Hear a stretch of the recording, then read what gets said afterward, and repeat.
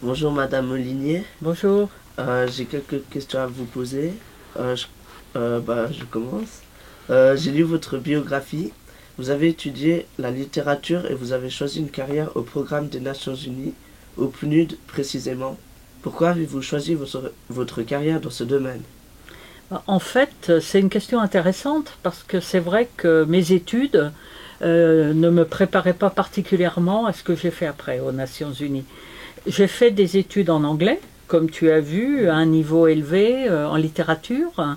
Et puis après, j'ai enseigné un petit peu, très brièvement. Et puis, tout de suite après, j'ai eu l'occasion de partir aux Nations Unies à New York, au secrétariat, dans un poste qui me convenait bien, puisque c'était un poste à la traduction. Donc tu vois, j'ai utilisé mes connaissances linguistiques pour mon travail. Je traduisais des documents de l'anglais et de l'espagnol vers le français. Mais rapidement, je me suis rendu compte que j'avais envie de faire autre chose et de rentrer davantage dans le cœur de ce que faisaient les Nations Unies. Donc, des conférences, du service des conférences, je suis passée au département de l'administration et de la gestion. Pour qu'une paix soit concrétisée, nous avons besoin de stabilité politique. Comment peut-on instaurer cette stabilité pour avoir un résultat positif? Si tu veux, je crois que ce qui est très important, c'est de comprendre que la paix, c'est pas quelque chose qui se construit de l'extérieur. C'est-à-dire, c'est pas nous, Nations Unies, par exemple, qui pouvons apporter la paix à un pays. C'est vraiment quelque chose qui se construit de l'intérieur et qui se construit entre les personnes qui vivent dans le même pays.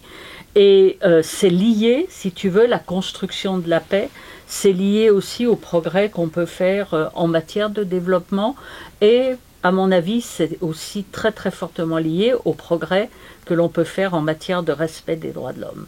Et si tu regardes ce qui se passe dans différents pays, et je suis sûre que ça t'intéresse et puis qu'à l'école tu en parles, tu verras que dans les pays justement qui sont les pays en crise, tu parles d'instabilité, on peut parler de crise, de fragilité, on parle aussi de pays fragiles, ce sont des pays où les rapports sociaux, si tu veux, sont déformés, où il y a beaucoup d'inégalités, d'injustice et de discrimination. Et ça, au départ, c'est vraiment un ferment, un facteur d'instabilité et donc de conflit qui peut même mener jusqu'à la guerre. Donc pour reconstruire, on va dire, la paix, il faut travailler à la racine.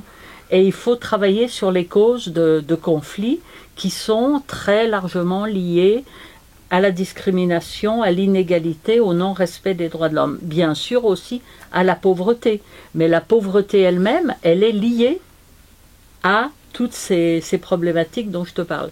Donc, nous, Nations Unies, on peut y contribuer en proposant, par exemple, un espace où les gens peuvent se retrouver autour d'une même table, alors que, normalement, ils n'ont pas l'habitude, ou ils ne veulent pas se parler les uns aux autres. Et puis, on peut essayer de les aider, mais c'est toujours une facilitation qu'on offre. Hein. Ça doit vraiment venir d'eux. Essayer de, on va dire, lever un petit peu la tête, tu vois, sortir du quotidien, de l'immédiat, lever un petit peu la tête et voir s'ils peuvent se mettre d'accord sur une vision commune qu'ils partagent de l'avenir de leur pays.